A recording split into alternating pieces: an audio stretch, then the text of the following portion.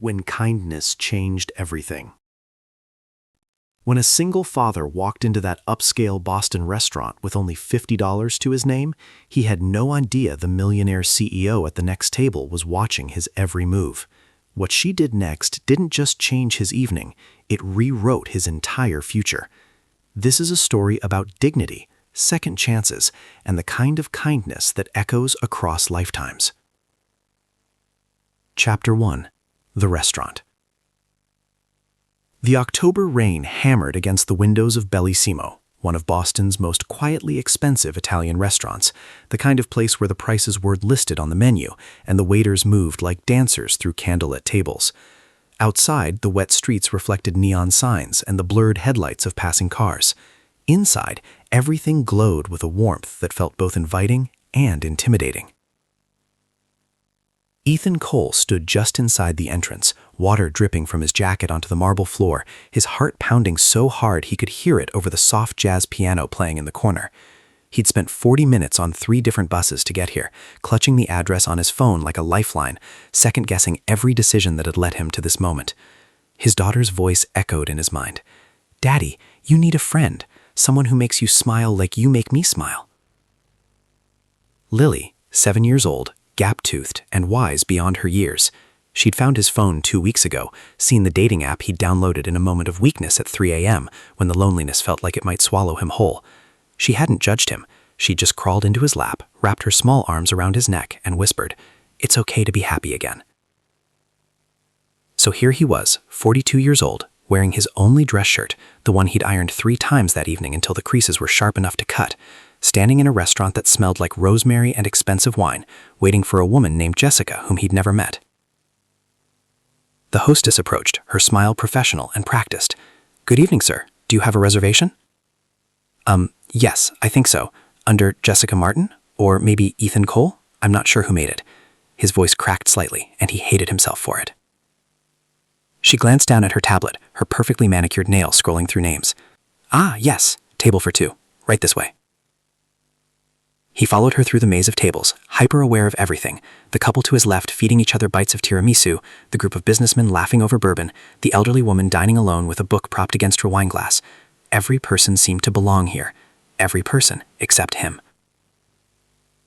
The hostess stopped at a small table by the window. "Your server will be right with you. Can I get you started with something to drink?" Ethan's throat was dry, but he knew water was free.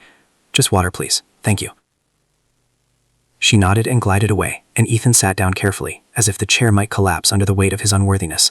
He pulled out his phone, 7:47. Jessica had said 8 o'clock. He was early. That was good, wasn't it? It showed he was responsible, punctual, interested. He opened his wallet beneath the table, counting the bills one more time even though he'd counted them 17 times already. $50, 2 20s, and a 10. It was supposed to be the emergency fund, the money he kept hidden in an envelope taped to the back of the bathroom cabinet for when Lily got sick, or the car broke down, or the landlord raised the rent again. But this felt like an emergency too, an emergency of the heart, of the soul, of whatever part of him had been dying slowly for the last 4 years since Sarah passed away. The waiter appeared, young, enthusiastic, with the kind of effortless confidence that came from never having worried about money. "Good evening, my name is Marcus, and I'll be taking care of you tonight. Have you dined with us before?" "No, first time," Ethan said, trying to smile. "Wonderful. Well, our specials tonight are truly exceptional. We have a butter-poached lobster with saffron risotto, a 45-day dry-aged ribeye with truffle butter, and our chef's signature osso buca that's been braising for 18 hours. Can I start you off with some wine? Our sommelier just brought in a stunning Barolo." "Actually, just water is fine for now," Ethan interrupted, feeling his face flush. "I'm waiting for someone." Marcus's smile didn't falter. "I'll bring that right out." Ethan watched him go, then glanced at his phone again. 7:51, 9 minutes. He tried to remember what Jessica looked like from her profile pictures. Blonde hair, bright smile, worked in marketing. They'd messaged for 2 weeks, their conversation starting safe and surface level before gradually deepening into something that felt almost real. She told him about her ex-husband, the one who'd left her for his dental hygienist. He told him about Sarah, about the cancer that took her in 11 months, about becoming a single father overnight, and learning to braid hair from YouTube videos while Lily cried in the bathtub because Mommy used to make it look so easy. Jessica had said she admired him, that he was one of the good ones, that she couldn't wait to meet him in person. Around him, the restaurant hummed with life. At the table to his right, a man dropped to one knee, holding out a ring box while his girlfriend sobbed happy tears. The whole restaurant erupted in applause. Ethan clapped too, feeling the ache in his chest expand. Would he ever get there again? Would he ever be the man on his knee, certain enough in love to bet his whole future on it? His phone buzzed. His heart leaped, but it wasn't a text from Jessica saying she was running late or stuck in traffic or just parking. The message was short, brutal in its brevity. You actually showed up? LOL? I was kidding. You're really not my type. Good luck, though. Ethan stared at the screen, reading the words over and over, waiting for them to rearrange themselves into something different, something kinder. But they didn't. They just sat there, each letter a small knife. He looked up, scanning the restaurant as if Jessica might still appear, as if this might be some kind of test he could still pass. But the only people looking at him were the newly engaged couple, still glowing with joy, and they looked through him like he was invisible. The waiter returned with a tall glass of water, ice clinking against the sides. Here you are. Are you ready to order, or should I give you a few more minutes? Ethan's mouth moved, but no sound came out at first. He swallowed hard. Actually, could you just give me a few minutes? She's just running a little late. Of course, take your time. But time was the enemy now. Each second that passed was another second of humiliation, another moment of sitting alone at a table for two while the restaurant filled with laughter and love and everything he didn't have. He should leave. He should stand up, walk out, catch the bus home, and pretend this never happened. But something kept him frozen in his seat. Pride or stubbornness, or maybe just the crushing exhaustion of giving up one more time. So he sat. He drank his water slowly, making each sip last. He studied the menu without really seeing it, his eyes blurring over prices that made his stomach twist. $42 for a pasta dish, $68 for chicken, $95 for the lobster special, $8.15, $8.23, $8.37. Other couples came and went. The engaged pair left in a shower of congratulations, the woman flashing her ring to everyone they passed. A family of 4 was seated nearby, the children arguing over whether to get pizza or pasta, while their parents exchanged the tired, content smiles of people who'd been married long enough to communicate in glances. Ethan pulled out his phone again, his thumb hovering over Lily's contact. She'd be in bed by now, staying with Mrs. Chen next door, probably already asleep clutching her stuffed rabbit. He wanted to hear her voice, to remind himself why he got up every morning at 5 a.m. to work the night shift at Moretti's auto repair, why he skipped meals so she could have seconds, why he kept trying even when trying felt impossible. But calling her would mean admitting this was over, that he'd failed again. The piano player switched song, something slow and melancholy that matched the ache in Ethan's chest. He closed his eyes, letting the music wash over him. And for just a moment he let himself remember Sarah, laughing in the kitchen of their old apartment, flour in her hair from trying to bake bread from scratch. Sarah, 8 months pregnant, dancing with him to no music, her hand pressed against his chest to feel his heartbeat. Sarah in the hospital bed, her skin paper thin, whispering, "Don't stop living when I'm gone. Promise me, Ethan. Promise me you'll find joy again." He'd promised, but he'd lied.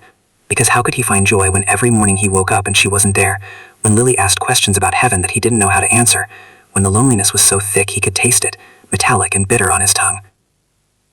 "Sir?" Ethan's eyes snapped open. Marcus was standing beside the table, concern creasing his young face. "I'm sorry to bother you, but I wanted to check.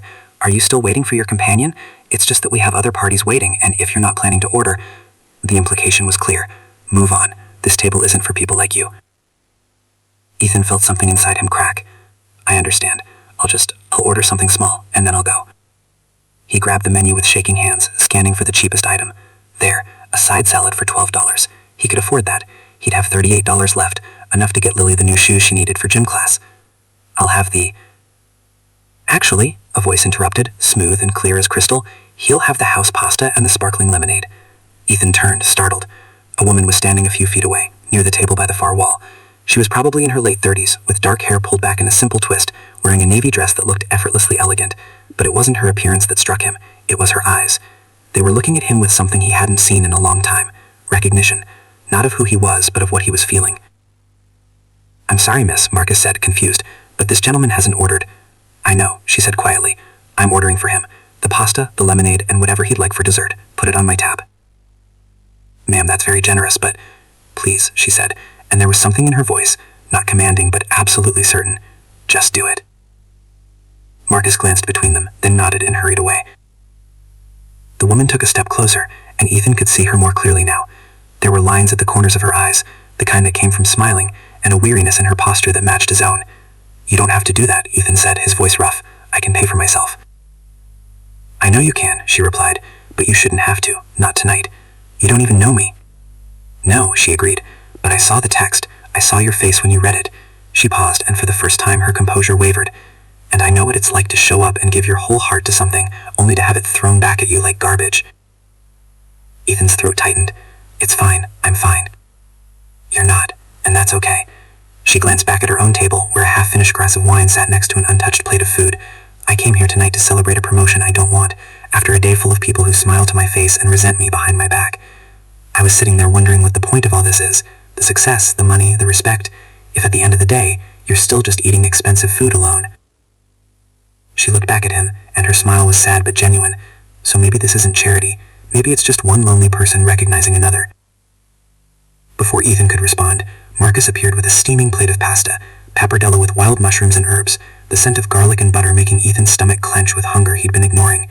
The lemonade sparkled in its glass, tiny bubbles rising like captured stars. "Compliments of Miss Montgomery," Marcus said, setting the dishes down with a flourish. Then he leaned in and added quietly, "She's one of our most valued guests. When she says something, we listen." The woman, Miss Montgomery, gave Marcus a look that was half amused,